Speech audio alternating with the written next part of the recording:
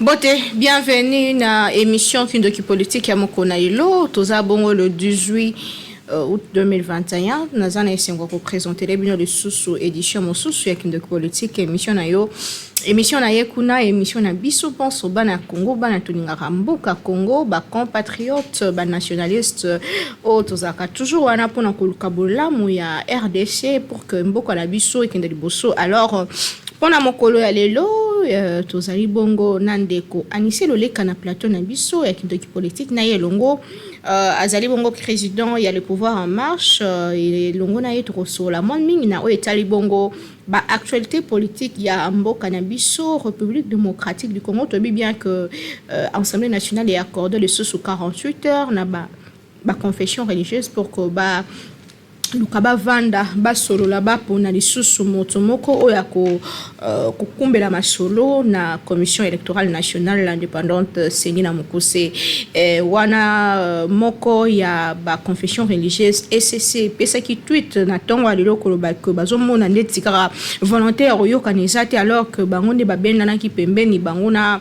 na 5 kutu yenda senga ki ba pesa délai asuka kasi bao bazalaki le 6 autres confessions religieuses qui hier balobi que baza prêt pour na kozonga na table de négociation pour na koyeba nani oyo akokumba centrale électorale ya mboka na biso pour que maponami ezala bien pour tozo insister que maponami sengele ezala libre paisible et transparente pour que to pona bae o bakokumbela masolo RDC et kende lisusu liboso boyebi lobi que Assemblée nationale nanzela plénière ba adopter qui projet de loi portant prorogation et état des sièges, c'est-à-dire que c'est pour la 6e fois ndé ba proroger état des sièges na nord qui vous paie Ituri kuna mosala les autres continuer. C'est vrai que ba tiraillement de part et d'autre ezali kasi armée congolaise les autres continuer FARDC na biso les autres continuer ko bunda pour que mboka na biso kimia et zonga lisusu. Voilà quelques actualités ya mokona lelo yango wana to kobanda émission na biso tozana ndeko Anissé Loleka na plateau na biso o topesi mona mboka Anissé Loleka mbote na yo. Mbote maman journaliste. Bonne santé. Santé za malamu na ngolu ya Nzambe kaka ndenge azobatela soki Nzambe teme toza isusu na bomo ite yango na Nzambe bongi na losako il faut ko pesa ga losako parce que azamo bateli malamu. Tomoni ope mwaka na plateau na biso toyoki basango ke onmo komisa MLP parti politique. LPM c'est la force des pays, c'est un mouvement politique qui soutient la vision et les actions du président de la République Félix Antoine Tshisekedi pour être mboka kende liboso parce que azana bolingo mboka ke liboso. Ça m'a bêté ko transformer LPM comme un parti politique, ça m'a bêté. Eza yana nzela. Kalaté parce qu'il faut topé sa président Félix Antoine Tshisekedi majorité dans le Parlement et topé sa majorité dans le gouvernement en 2023 parce que tout le monde qui yaouli, c'est-à-dire que yaouli est le cas qui mingi, yaouli vraiment le cas qui mingi et pas comme na FCC na Kashi Koto na bato ensemble na bato MLC na bato FDC bazo pesa vraiment confiance na bango te à 100% pour na ko soutenir vision ya président de la République qui peut être mboka qui de liboso yango biso LPM to se décida qui to bi que non nous sommes prêts et à reconduire président Félix Antoine Tshisekedi Tshilombo en 2023 parce que tout monde qui na kati na ye azali na bolingo ki mboka qui de liboso yango na le pouvoir en marche nous sommes prêts physiquement spirituellement tous prêts pour na reconduit président Félix Antoine Tshisekedi en 2023. Pourquoi vous créez pour confronter Batonius Oyo, Bakolinga président Félix Tshisekedi abima mokonzite, biso le pouvoir en marche, tous prêts pour affronter Bangopo LPM, la grande province de l'Équateur et la population congolaise. Nous sommes prêts pour reconduire président Félix Antoine Tshisekedi en 2023 parce que projet naie et s'il est noté parce que a bloqué Kotoyo FCC banda ko bloquer ti lelo bato bazana kate union sacrée bazo combattre vision na pe projet pe vision pe mission na ye oyo ayaki peut être RDC bongame biso le pouvoir en marche, to s'est décidé. Pourquoi créer parti politique Moussous alors que le parti politique est déjà belé? Pourquoi pas qu'on se rallie na ba parti au déjà existant pour que vous soutenir de vision chef de l'État? Et qu'on simba te yaouli et les kimi. Ebe yaouli ane les kini. Ba on se mama be. Ba yaouli biso benga ngo yaouli na mnoka mboka na biso. Zona buzo bezamingi, bosoto zamingi. Président de la République. Mais LPM, le pouvoir en marche et la Kissini. Nous voulons que le pouvoir puisse marcher dans notre pays et que nos sécurités soient là, sociales soient là, économie soient là stable, sécurité, vie sociale, c'est-à-dire que tout c'est émergence et ça n'a qu'à tamboka. Mais tout le monde va partir au qui n'a qu'à FCC n'a cash.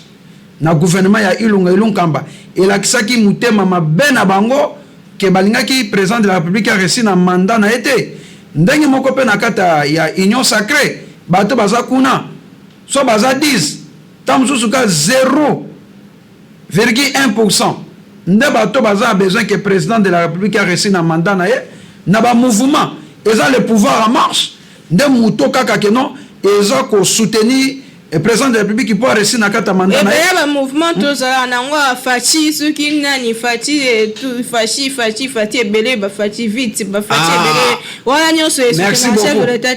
Mais au qui dans le combat bateau, combat mususu, n'est-ce pas? Bateau soutenir vision président de la République. Idéologie n'a mis années. LPM objectif c'est de soutenir la vision du président de la République et de redonner à la jeunesse congolaise sa place. C'est seulement la vision du chef de l'État le jour où Fati part MPLP Kofi. Nous sommes maintenant un mouvement politique, n'est-ce pas? Nous soutenons la vision et les actions du président de la République et de redonner à la jeunesse congolaise sa place dans la société. Parce que Mboka Nabiso va reconnaître la jeunesse de... Les lois sur l'insécurité, parce que bazo reconnaître jeunesse baké comme boaka na makambo ezangatina. Yamona LPM toujours accompagner vision président de la République et nous sommes la force du pays. N'oubliez pas, LPM nous sommes le seul mouvement ozobo ya buzo banakata mboko.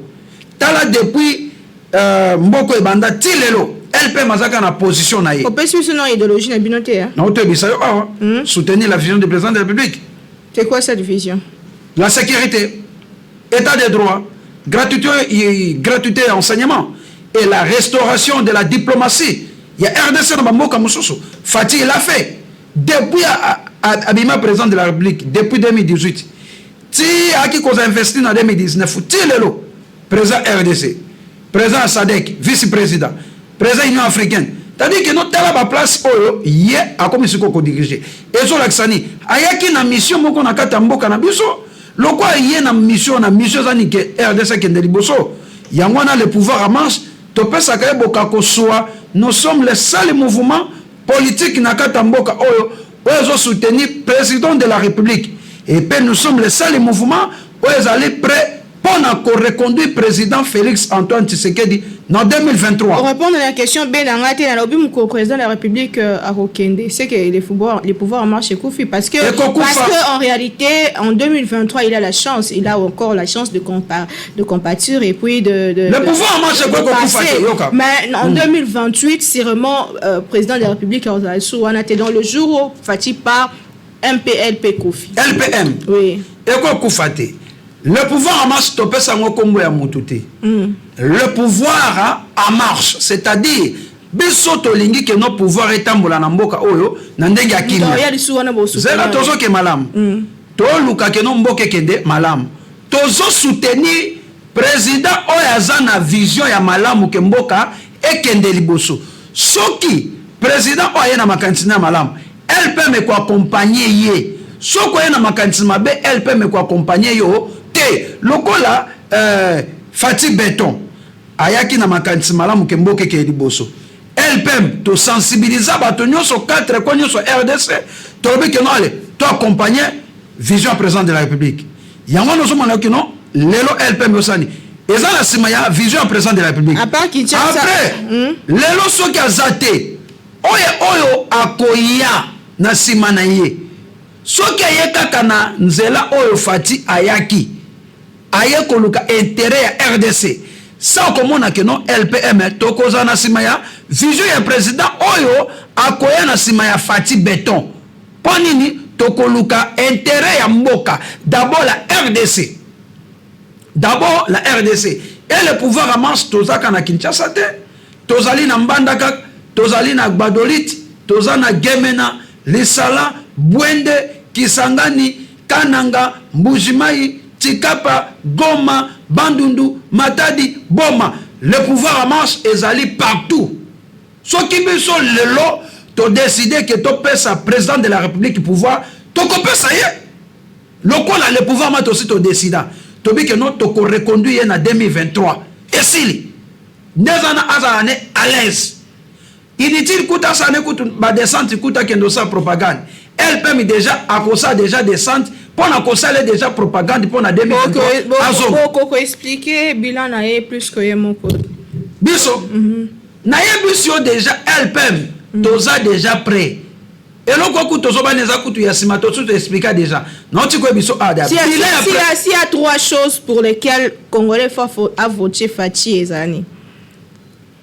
na trois choses non tant on a zo numéro la sécurité ouais n'est-ce pas na RDC Fati azo sécuriser ce komboka c'est la première fois na kata mboka oyo to mona président a décrété état de siège guerre dans le cité je vous rappelle mais il a fait oyo population sengaki ozomona leo ke bato ba diminuer ce ko lelo ko kufa kuna na est du pays pourquoi parce que un président il a montré que non il a l'amour de son pays ce qui fatité mais lelo kimiona ezo na est a décrété état de siège lelo yo moko zoma ke kimi zali na kata mboka parce que azali nationaliste azali patriote et lelo ba soldat américain baye pona nini po Fatia sengaki abi que non boya boede na likambo po buzoba oyesila na kata mboka o siko président ya bongo pourquoi pas peuple congolais a reconduire lisusu na 2023 yango na le pouvoir en marche to lobi que il faut to reconduire na 2023 Yami Balé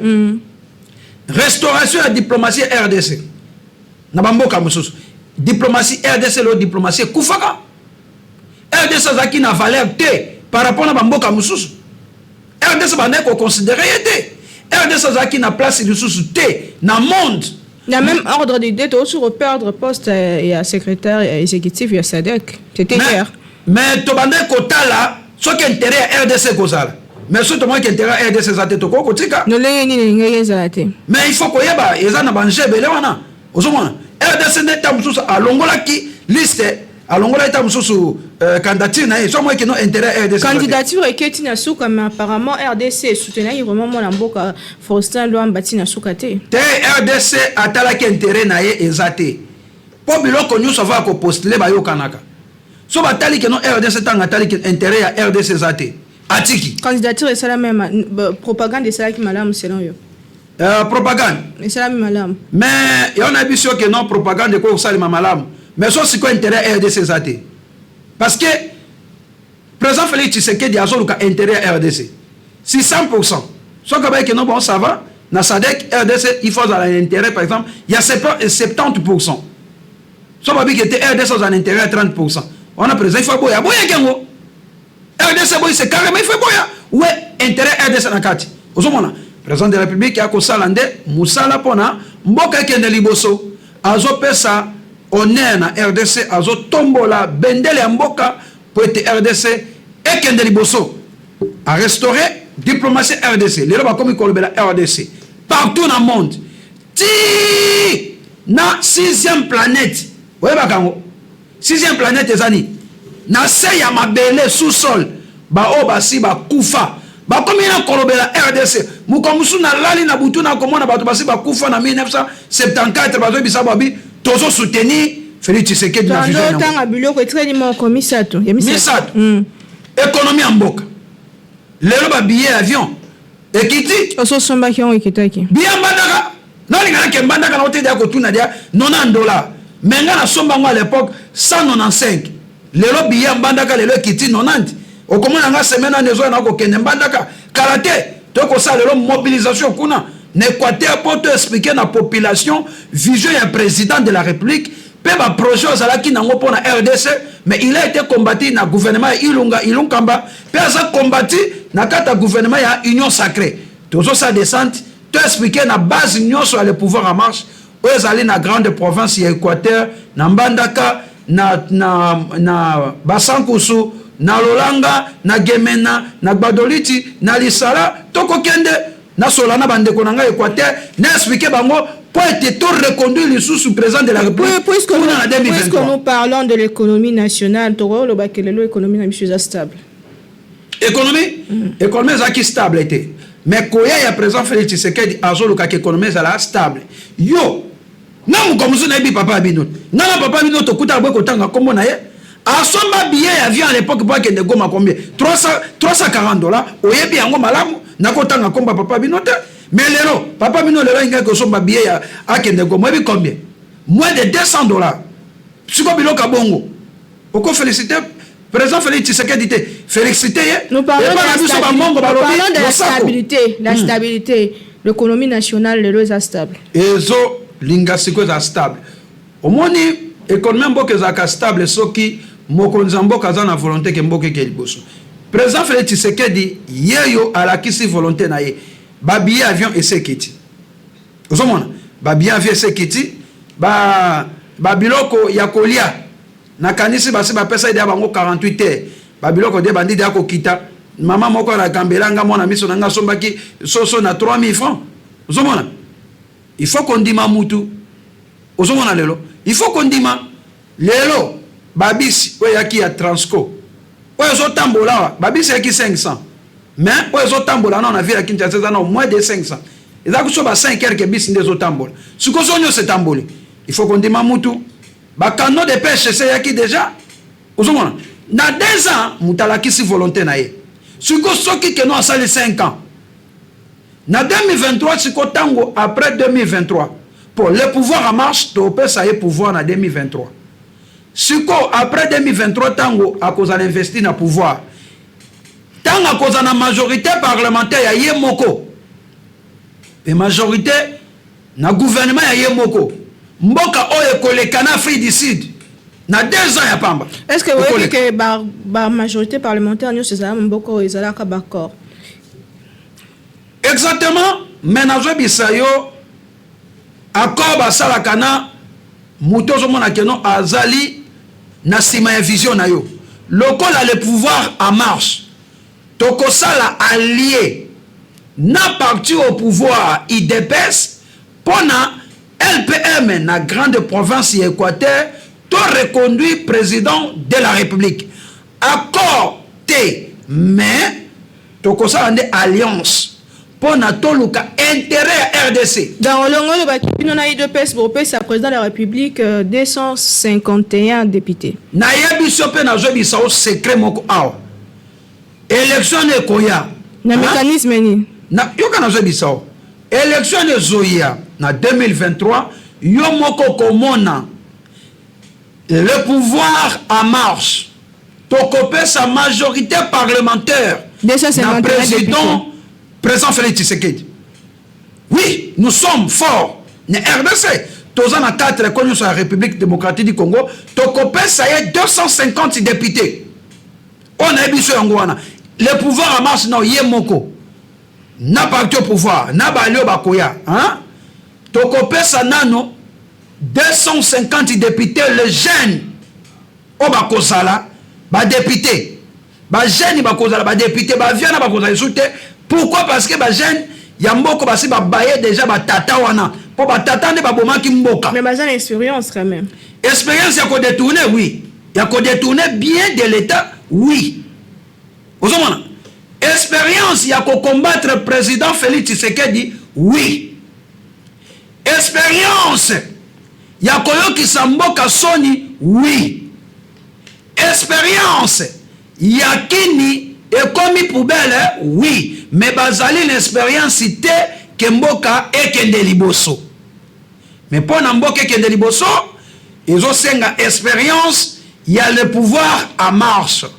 Tango LPM tokozala na parlement, toko voter ba loi et vous allez faire toko proposer ba loi pour l'intérêt ya RDC pe na intérêt ya population bosa makamba sika tokosala innovation moko ya sika wetikala kozala te toko bana émission kindo politique ya lelo na ba problème ba consensus entre ba chef ba confession religieuse ba pesa bango 72 heures kasi expira kilo ba pesa bango sur 48 heures mais moko ya ba confession religieuse atombo ya kimongo ko ba que azomona ndeti ka consensus et zomate makanisme ezani omoni avant na ko lobela no likambo wana ngai na sengi boye na Europe na Amérique na ba continent na tangi wana seni organizaka ba élection te mutu oyo organizaka ba élection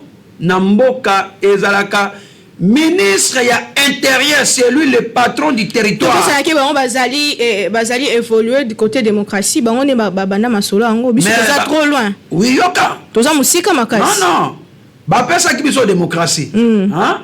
Biso fait Hollande par exemple. Jeune, très jeune na démocratie. Mais Hollande par exemple na bango.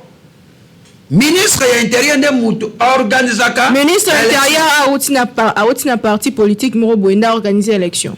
Aujourd'hui ma élection n'est pas mal. J'ai tozo kende. OK. Bongo président Seni, autakani. Autaka na soya, ya azab mutu moko pe alinga parti politique quelconque. Ezo ndenge moko. Inanga, kone inanga, malu. Hein? Bauta na église. Bauta na église. Bazaki nani? Na bauta ki na église bango. Bazaki ba membre ya PPRD. On a ba carte na bango ya PPRD. On a joué biso pe zaki faire président. On a ki ba carte na bango ya PPRD. Banda kokote la PPRD na makambo nyonso. Banda kokote la PPRD. Oye bien ngo bien. C'est ndete olo ba peke deni kadimaza ya IDPS ya solo. Azali muto IDPS te ponga pe na ebite so za mbote. Oh, mais c'est que division non. Ça bongo, c'est que bango bazaki na bango bata PPRD. Ngai na lobi boye. Bango bazali bato PPRD ko ya ko mona na pourquoi tango ba ko kaka président Aseni makanisa bango komi ko changer. Bayaki na intérêt peuple mais ba comment est-ce ko ça de la intérêt ancien président Joseph Kabila. Oya ancien président bande ko ba bande ko tosa.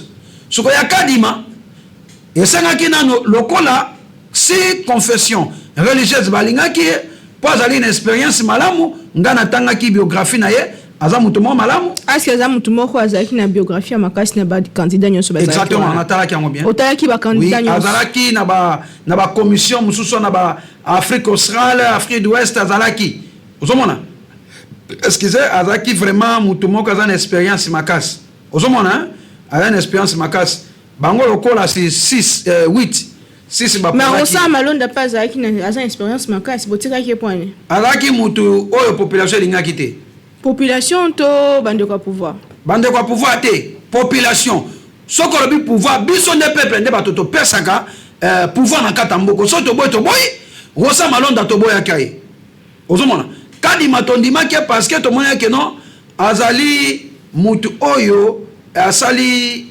na ba pays mususu aza pe mwana mboka azali père et de mère ozomona ke no tomonaki aza mutu malamu mais ECC na 5 eboye tozokende otuna mutu na on abeke non makambo ya seni il faut ba supprimer na kata mboko banti kaka ministre intérieur a organisé ba élection eloko na biso leo toza 2021 na 2023 seni longwa basalaka seni wana hein na ba 5 wana pona makambo ba 123 PC silia makambo 5 esila pe mbala moko po 5 azoka mbongo chaque fin du mois mais balingo tia peuple na confusion makambo ebele poto ke na makambo pesi pouvoir apona mutu alobi mutu wana te est-ce que trouble yango wana asali tozo ke ndianga na lobi boye bato oyo ba organiser élection na monde ezali ba ministre intérieur seni na RDC après 2023 tolingi lisusu seni a organisaka ba élection te ministre intérieur c'est lui le patron du territoire yendi faut organiser ba élection pourquoi nazoloba parce que seni bandi ko bena mbutu na kata mboka oyo pena makambo oyo etali ba confession religieuse bango basaka confusion na pona nini baponaka président ya seni mais boza 8 sisi baponi de batelemeli siko depuis batelemela ngo ti lelo makambo nyonso ezali kaka bloqué c'est-à-dire catholique na SCC bazali o babengaka na droit de veto. Chaque wana ya confession religieuse basala yango mabe. C'est-à-dire bapesaka pouvoir makasi na église catholique na église ya SCC. Bangone bato suko bakomaki na pouvoir. Bango bazo kamba baza président na bangone suko baza na liloba ya suka. Siko chaque wana nde basala yango mabe. Chaque wana esalema mabe. On a fait une élection. Au moni, il fallait bazongisa makambo nyonso na aliment. Lokola sisi baponaki, il faut battre ngo pesa na majorité absolue. Majorité absolue. Boza 8. 5 balobi pour, 3 baké contre, si majorité gagnée. Chaque wana basala ngo mabe. Babandela chaque wana ya confession religieuse. Babandela ngo siko. Babandela ngo siko. Soki baboko bandela ngo na 2023 makambo ya seni ezali te makambo ya confession religieuse ekozala sous te po bangone baponaka présence seni na confession religieuse na seni ale elongwe est-ce que ebi que église a toujours un mot à dire na o etali politique ya mboka OK kuna na États-Unis catholique mutapesa mot d'ordre non oui bien est-ce que na catholique c'est quoi ça ezalaka kuna na États-Unis est-ce que c'est quoi ça là tous les États-Unis tu es na Congo papa zonga na Congo mais on a vu démocratie uti kuna nous n'avons pas la même constitution toi la constitution mon côté OK ya na lobi que non après 2023 makambo ya seni et organisation de élection ezate oui mais pourquoi il faut na fungola bino miso peuple congolais ba kolanda biso catholique na SCC bazo bloquer sikoyo désignation ya Monsieur Kadima azala président ya seni mikolezo pusana tango mikolezo pusana que délai ya ko organiser ba élection za isusu te que ba reporter tant sur ba élection ça na 2024 2023 o komona ka catholique wana na SCC ba ko telemela makambo au président de la République a sali glissement au président de la République Fati a sali glissement président de la République a sali glissement mais bato bazoluka ke glissement salema église catholique na SCC pourtant glissement ko salema hote délai ko organiser ba élection zate to poussa après une année après 2 ans kaka bango catholique na SCC ba ko ganga au glissement peuple bobi mananzela botambola peuple kotambola te parce que catholique na SCC bato bazo bloquer siko makambo ozomona kaka bango komona ke non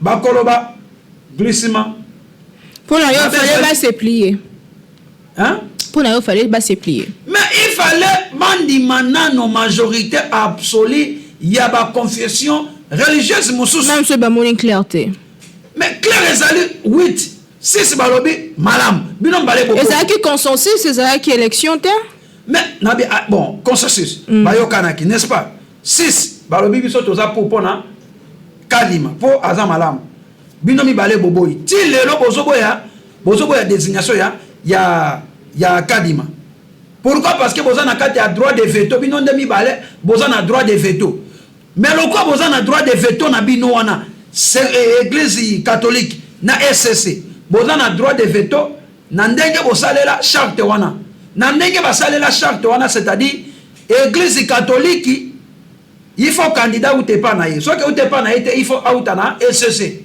mais zali mabe ba on ata soki que non mutu na bino azali mutu oya za mutu mabe abande ko détourner bande ko nyokola mboka le catholique soki pour proposer il faut ka baninga miso to andi mabino on est comme dictature candidat ba que proposer à une église kimbanguiste je me rappelle nan candidat ba que proposer à une église kimbanguiste mais il y a tout le que non oui c'est normal boza 8 de babobi que non biso to poni mutu oyo soko ye bakatetika na bisayo catholique na église ya SCC bango balingaka kaka président wa kozala mutu aseni il faut utana église catholique soit la proposer na catholique soit na SCC maluma la utana catholique mais batelemela kay kaka hein maluma la utana catholique mais batelemela kay basaka na SCC bango ba mutu oyo lelo alingaka ke non maluma la salana ezaka bango moko bati koko sabato toyebi baje na bango lelo pour consensus ezwa ma solution ko yosani il faut bavanda bayokana ozomona bavanda basolola mais Makamba c'est bon, délai, est-ce que ça peut marcher? Bon, soit il faut le laisser carrément beaucoup de temps, plus de temps pour que va vendre. Mais attention batiki bangwana. Est-ce que non article 70 lobini?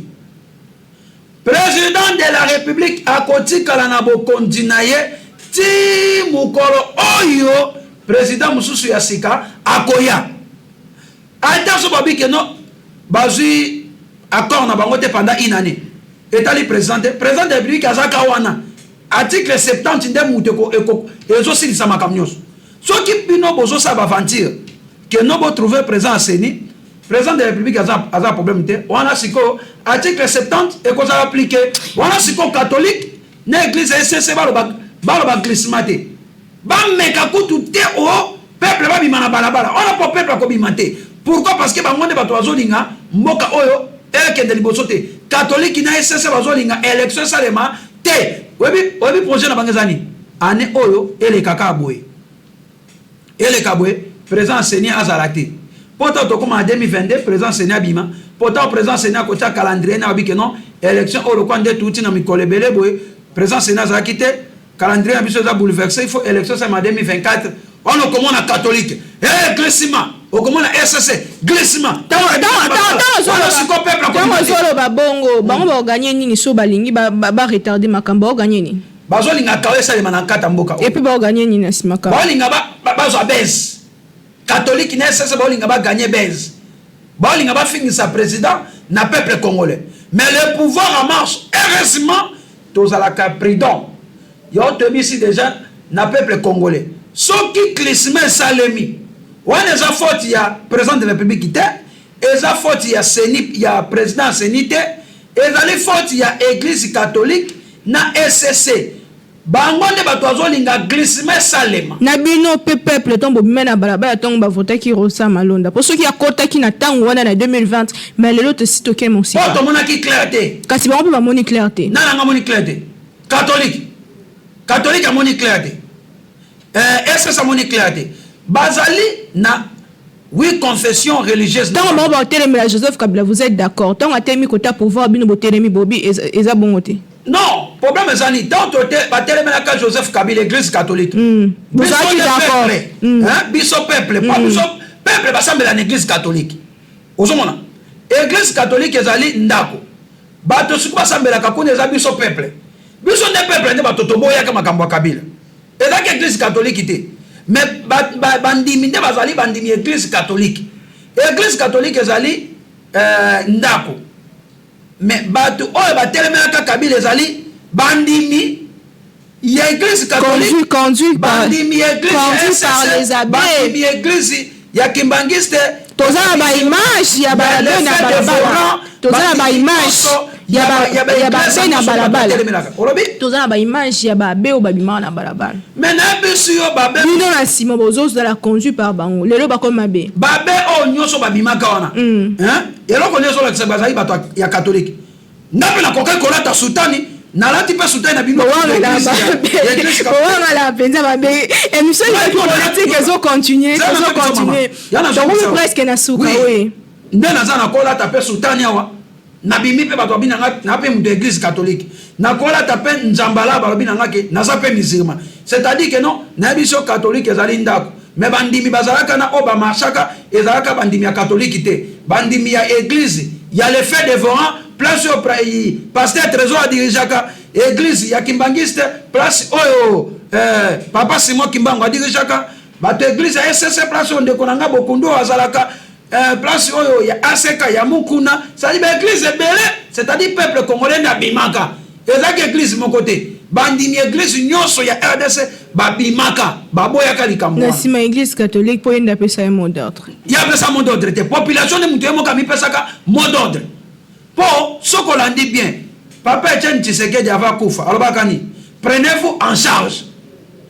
Alors prenez-vous en charge. Peuple, prenez-vous même en charge. Il y a un de besoin peuple, tous ont décision à souka. Parce que peuple, tu décidé que non, tous ont reconduit président Félix Tshisekedi en 2023. Le pouvoir en marche est décidé. Il y a une élection en 2023. Et dans les fautes, il y a confession religieuse en ami balé. Église catholique na SCC. tango glissement ko salema baza la peine munoko ko bato glissement salemi et ko za faute na bango to continuer émission na biso to comme presque na suka to zwa scandale, il y a prétendu détournement et l'Obama qui déclaré na IGF pe Molamboka le ministre ya EPST a réagi ça qui Tony Mwamba koloba que ye azali pour ya na nyonso anezo sale makasi et tambol na minoka ba to koloba que na kati ya gouvernement et ba warrior ba kuti ba prétendu détournement ba soupçon ya détournement yo tongo khali kambango esa ki olenge kan bon pona ko solution na place wana ezali boye na makambona na yokaki na landi yango na bokebi nyonso mais bato yo bakoki ko surveiller ba examen d'état ou bien dissertation ou bakoki ko surveiller na ba centre ya examen d'état il faut banani ba enseignant non mais ba enseignant nyonso wana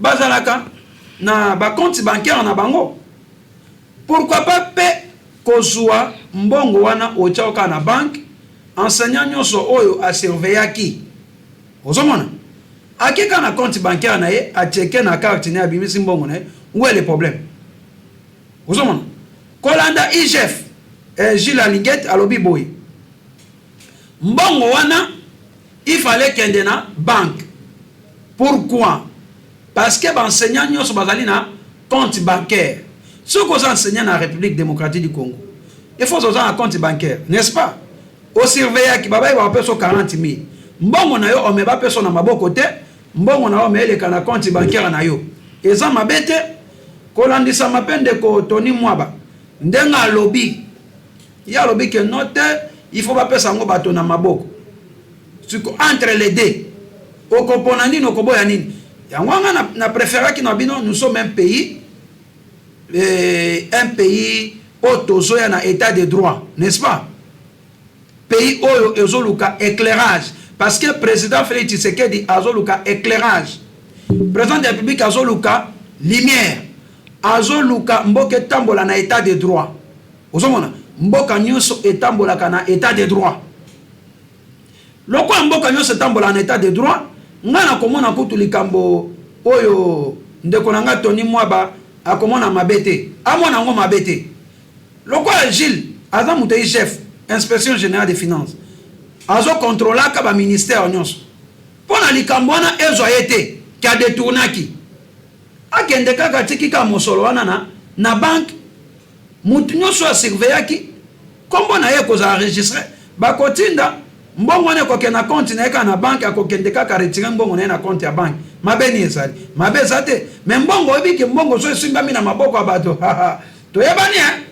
okomona to yebani malamu mais apparemment bongo pena ne bimité mais ata bimi na ote mais ele kana kaka na compte bancaire po bato yo nazotuna est-ce que bato nyonso ba surveiller ki wana est-ce que baza enseignant c'est ça le problème so siko ke baza enseignant te pona RDC to yebani to za kata payer état de droit ozomona IGF asa musala na ye mais mabe ezali soki bato ba surveiller ki bazali ba enseignant te wana nde place potopoto ezali mais soki ke bato nyonso ba surveiller ki na baza ba enseignant mbongo na bango ele kaka na compte bancaire na bango mabe ezate mais mabe ezali soki ba surveiller ki bazali ba enseignant te contradiction maloba oya lobi boy omso azongi singa pe na ba dossier ya IGF na après okende na justice na IGF maloba wana nyonso contradiction oya lobi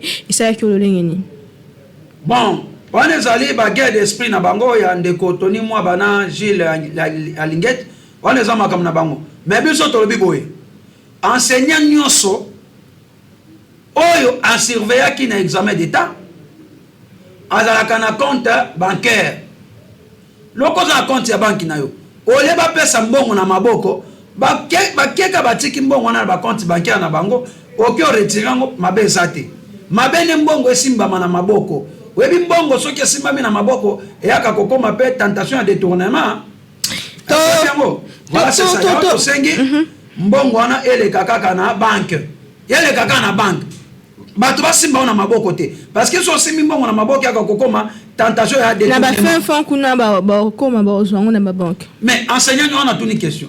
Ba enseignant nyoso bazali na ba compte bancaire oui ou non?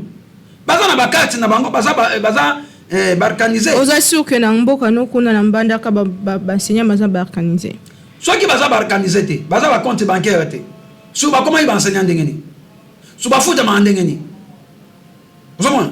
Ceux qui ba kenda ba surveiller ki que baza na ba compte bancaire na bango te. Ba ko fait ba ko pesa. Il y a pas longtemps to ka ki que bon va enseigner quoi qui na mai, j'espère que oka kango. Bon. Et on a même na maboko sûrement. Mais pourquoi mbonge même na maboko? Ya na biso ki no tentation ya détournement. Mbonge ki kwa na mai. Mama, oma muto asimbi wa asimbi mbongo. Abatela ke mbonge bunga te. So siko ke no il fallait les kanzela ba koti nzela ba kimi na mbongo. Akosi ke no mbongo na ba criminel ou bien dindi na mai. C'est facile. Mais ceux qui le cas qui le na banque na compte bancaire nyonso ya mutu. Mutu ko keka na carte ni a checker tant abimisi mbongo na ye mabeni ezali. Je parle du Congo profond dans le fin fond. Mais il faut baza na ba compte bancaire et ça baza na ba carte té. So ba comment ba enseignant ndengeni. Tadi ba comment ki ba enseignant ndenga mayuya tete tolingelo kona te. Tolingi enseignant nyonso, hein? Azala kana carte na ye. Aza pe na compte bancaire na ye. Olewa ya pesa ko mbongo bwe na maboko. Bacha ko na bank, webi ke no dati be bafutaka, ba bisi no ke no ba enseignant nyonso, basi bafuti de abino ali bokende na ba bank. Tango chekeka mbonge ko bima, aussi sans problème, oleba pesa ko na maboko ya bato. Ezaki émission kindoki politique to komi na suka émission moko na lelo eza na question moko linga na tuno na tunité. Ezali na makambo ezoleka na ministère ya culture art et patrimoine.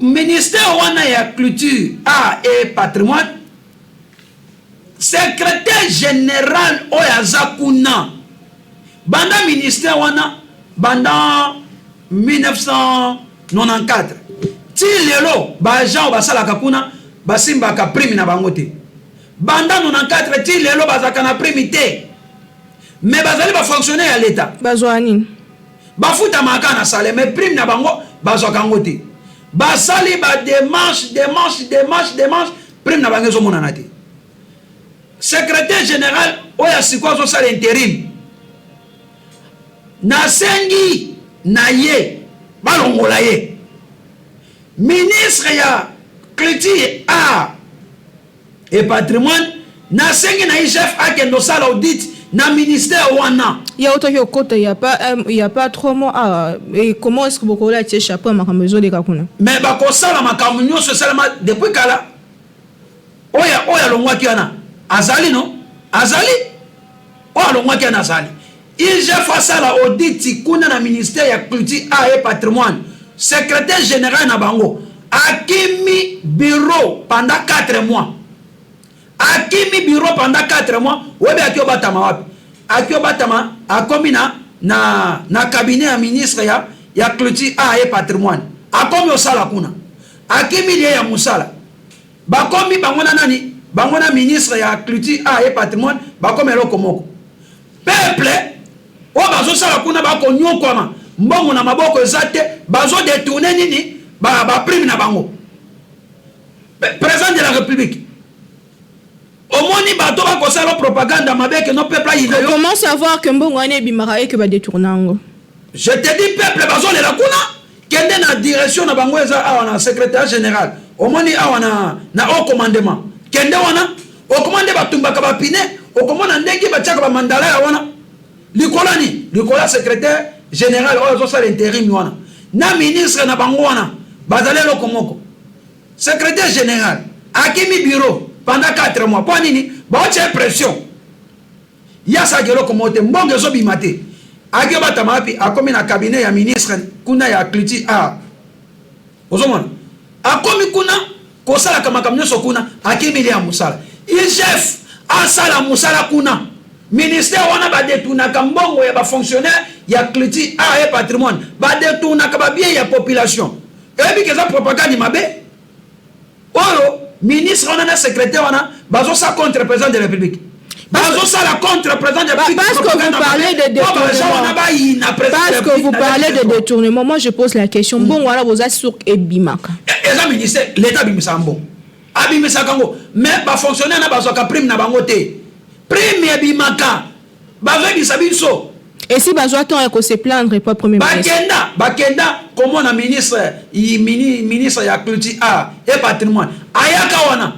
Alobaki na bango que non a changer secrétaire général pour à l'intérim. Tilelo zéro a changé été.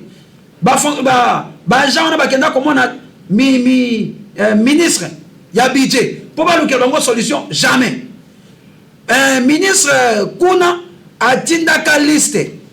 Alors bibo que et pas na secrétaire bossa la liste ba agent nyoso ba ya kopesa. Secrétaire général asiliki. Abi pourquoi na tinda ba liste na bino? Sukutango zoboya otinda ba liste ya ba agent na pona ba pesa bango prime. Ezo la tsani. Oyebi problème moko na kati. To bandi ke mo na sengi na IGF. A kota na ministère ya culture et art. Ozomona. A kota kuna asala audit na ministère ya culture et art na secrétaire na bango zo sala intérim wana. Ozomona. Même batona mi balé na tangeli wana. Ministre ya culture et art patrimoine na secrétaire na ye ba sala dia président de la République qui propagande mabe. Pa biloko na ba ofinga bango te ba ofinga tsiko président de la République. To bandi ke mbola na yo eyokani na bakonzi ya mboka to za déjà libanda ya tango ezali tango te to suki mokola lelo to na bisaki yo émission esili oui na bi ke émission esili oyebi ke za na ba ministre mususu bo sa musa malamu il faut féliciter bango na gouvernement o ozi lokola ministre ya jeunesse Yves Mbokulu awo sa musa ne malamu asani déjà de papa musa ya asani ozomona te musa zo sa yo expliquer biso yo ndo ozomona soki na bien expliquer awa Adam ministre ya jeune n'est-ce pas ministre ya jeunesse Yves Mbokulu accueille déjà ti musika pour a signer déjà ba partenariat pour une entreprise moko ezoya na kata mboka pour na 300 jeunes bazwa misala ozomona. C'est-à-dire, le ministre, oyo bazo kota na vision président de la République, ils ont Yves Mbokulu, ils ont Guilo Ndomboyo, ozomona, ils ont ministre bazo belé son atangi un peu comme na bango, mais Yves Mbokulu, ministre jeune, ya to féliciter au ministre de la jeunesse, Yves Mbokulu, osa Moussa Malam, oso signé déjà, entreprise moko ezo salema na kata mboka ezoya, ba ko engager 300 jeunes. Émission ici la prochaine fois. Pour le chômage, et si la nakata mboka oyo. Il y a un coup de chapeau pour le ministre, il y a jeunesse Yves Mbokulu, coup de chapeau pour Guilo Ndomboyo, ministre ya aménagement des territoires, coup de chapeau pour le ministre Nyonso Bazo Kota na philosophie président de la République. On a comme boire bateau, boire à bateau. Émission ici nous analyser ba ministre. Tozo zela eya, ba jeune bazu misala et puis tu acclamer parce que biso tu acclamer ministre Ansel au ministre intérieur. Azo Kota la bobo population équatorienne na mbandaka balingi été. Bobo basalera ke ba marche na population. Émission ici le ministre intérieur Azo Kota la bobo. Na sengi na ministre déjà réhabilité.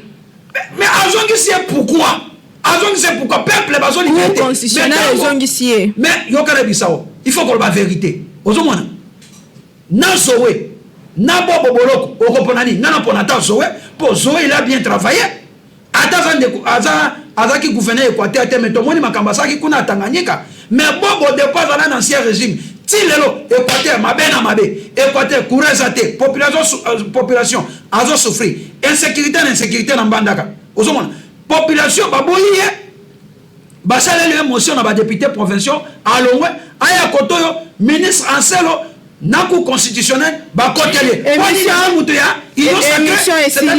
union sacrée ozali incompétent il faut ba kotela jamais na session oyo ba député provinciaux na sengi bosalela na bobo boloko motion alongwa tina suka province Équateur émission qui de politique à l'élu comme na suka bandeko ezalaki na monsieur Anissé Loleka ndeko ezalaki na ye awa président national il y a le pouvoir en marche tozalaki na ye na émission ya mokona lelonga na bino tokutani mikolo ezali koya na susi moko ya koservir bino topesi ya botondi mingi ndenge andimaki koala na bituna na biso nga na bino tokutani prochainement mpona kosolola lisusu na oyo etali République démocratique du Congo po yango nde ezali mboka na biso nalobaka toujours tolongwa ignorance pe to linga mboka na biso totikali botikala malamu pe tokutani mikolo ezali koya